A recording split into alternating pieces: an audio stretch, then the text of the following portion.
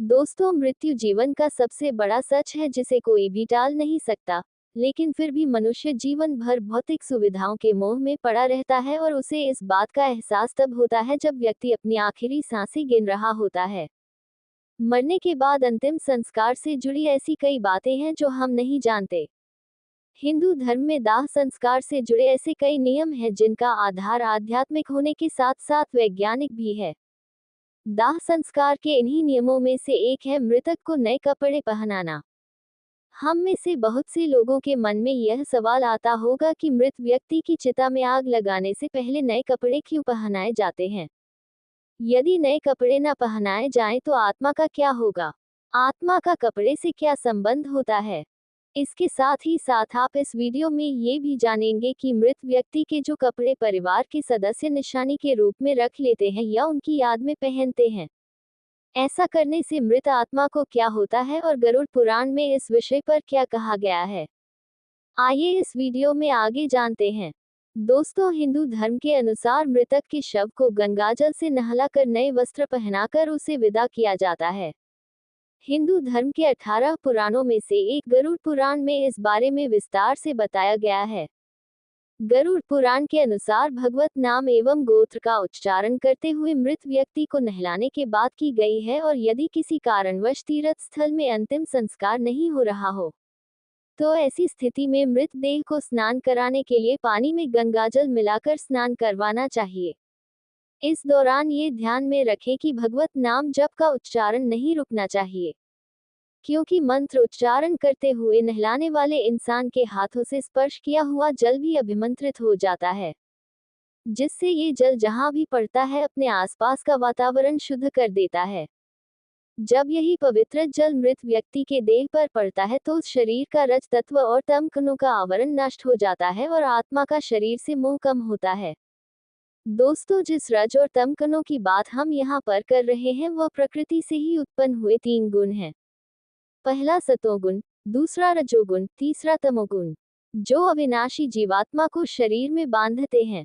इस बात को आसान शब्दों में समझे तो मृत देह का अंतिम संस्कार से पहले ऐसे स्नान कराने से उसकी आंतरिक शुद्धि होती है। इसके बाद शरीर पर चंदन, तिल के तेल और घी का लेप लगाना चाहिए।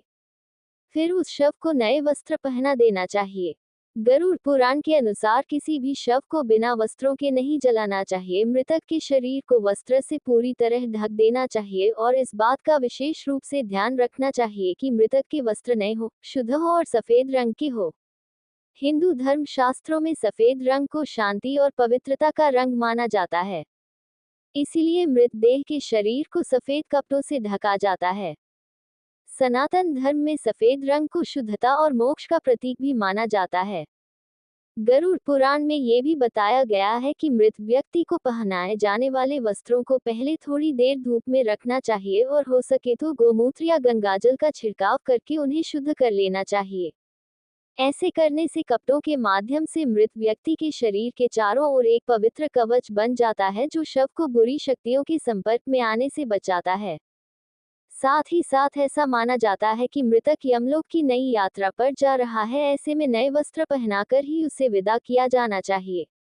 इसके बाद अंतिम संस्कार की विधि को आगे बढ़ाते हुए मृत देह को चिता पर रख दिया जाता है और उसके ऊपर पुष्प, चंदन और 5 प्रकार की पवित्र लकड़ियों को रखकर मुखाग्नि दे दी जाती है। दोस्तों, दाह संस्कार के बाद अस्थियों की राख एवं अस्थियों को गंगा आदि पवित्र नदियों में प्रवाहित कर देना चाहिए।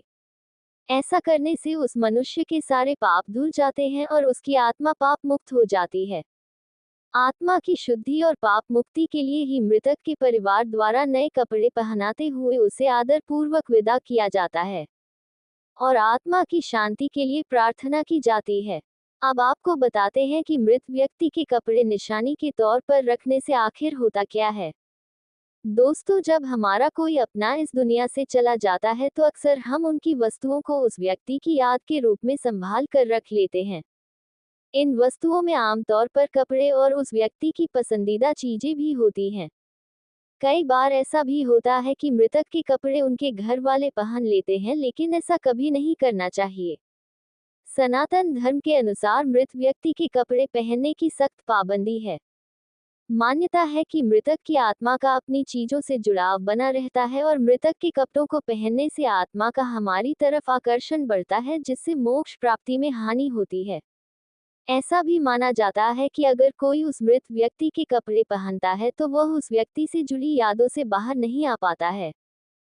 इसीलिए अगर हम किसी मृत व्यक्ति का सामान अपने इस्तेमाल में लाते हैं तो ये हमें मानसिक रूप से कमजोर बनाता है, क्योंकि हम उस व्यक्ति के ना होने के दुखद क्षण को भूल नहीं पाते और वह व्यक्ति हमें बार बार याद आता रहता है। इसलिए कहा जाता है कि आपको मृतक की कोई भी वस्तु या कपड़े आदि उपयोग की हुई चीजें इस्तेमाल में नहीं लानी चाहिए, इन्हें हमेशा दान कर देना चाहिए। तो दोस्तों, आशा करता हूँ कि आपको यह बातें समझ आ गई होंगी कि दाह संस्कार से पहले मृतदेह को नए कपड़े क्यों पहनाए जाते हैं। अगर